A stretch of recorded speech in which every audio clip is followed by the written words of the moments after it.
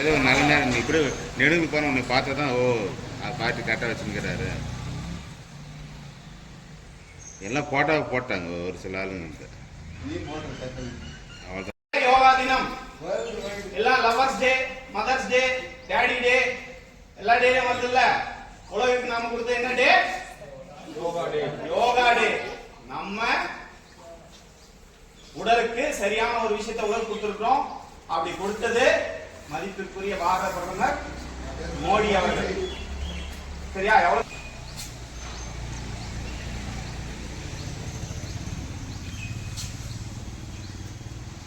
ஓம் ரவையே நமக.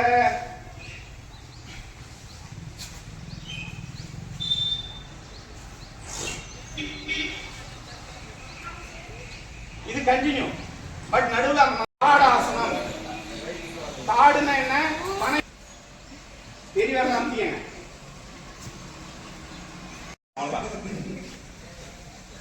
சரி, இந்த யோகா தினத்துக்கு சூரிய நமஸ்காரம் எத்தனை கிலோமீட்டர்? 2 கிலோமீட்டர். அப்போ நீங்க ஒரு நாளைக்கு 12 சூரிய நமஸ்காரம் செஞ்சா எத்தனை கிலோமீட்டர் ஓடுறது கணக்கு?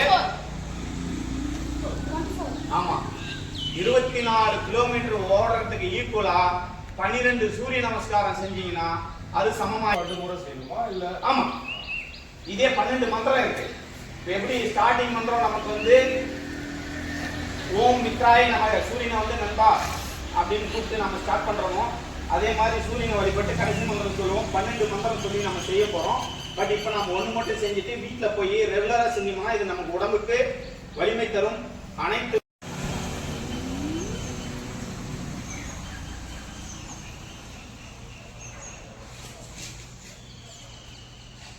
மூச்சு பயிற்சி கொரோனா காலகட்டத்தில் அதிகம் டாக்டர்ஸ் நமக்கு சொன்னது பிராணாயாமம் செய்யுங்க, நுரையீரல் ஸ்ட்ராங் படுத்துங்க அப்படின்னு சொன்னாங்க. அடி வயிற்றிலிருந்து பூரா காத்து வெளியே கொண்டு வந்துடணும்.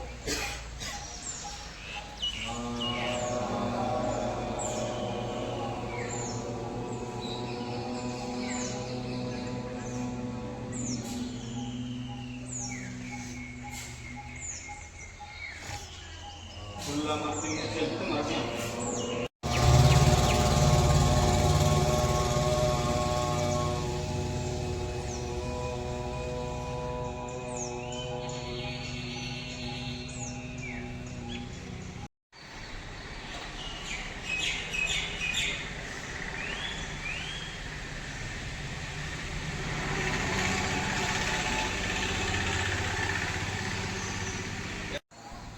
ஆக்சுவலி தியானம் பண்ணும்போது கை இப்படி இருக்கணும். நம்ம ரெண்டும் மல்டி பண்ணும்போது சின்முத்ராவில் நம்ம சுவாசம் காற்று இருக்கும்போது அடிவயிறு வரைக்கும் போகும். இது எல்லாமே உணரலாம்.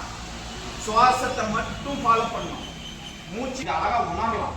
ஃபர்ஸ்ட் சின்முத்ராவில் நம்ம தியானம் பண்ணுவோம். தியானம் பண்றதுக்கு ஓம்காரம். ஓம்காரம் வந்து நம்ம ஓம் சொல்லுவோம் ஷார்ட்டா. ஓம் கிடையாது.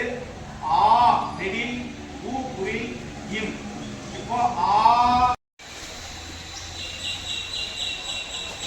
மூச்சு காற்றை மட்டும் கவனிங்க. சின்முத்ரா வைக்கும்போது மூக்கில் நீங்கள் உள்ளே இழுக்கும்போது காற்றை நோட் பண்ணுங்க, வெளியே வரும்போது நோட் பண்ணுங்க. உள்ளே இழுக்கும்போது எங்கே போகுது, வயிறு அசைதா நெஞ்சு அசைதான்னு பார்க்கணும். சின்முத்ராவில் இருக்கும்போது அடி வயிற்று வரையும் காற்று போகும். அமைதியான சூழ்நிலை. உங்களுடைய நினப்பெல்லாம் நெத்தி பொட்டுக்கு தான் வரணும், வேற எங்கேயும் நினப்பு போகக்கூடாது. நெத்தி பொட்டை கவனிக்கணும். கூடவே சுவாசத்தை கவனிக்கணும்.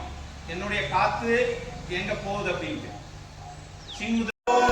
யாரும் செய்ய வேணாம்.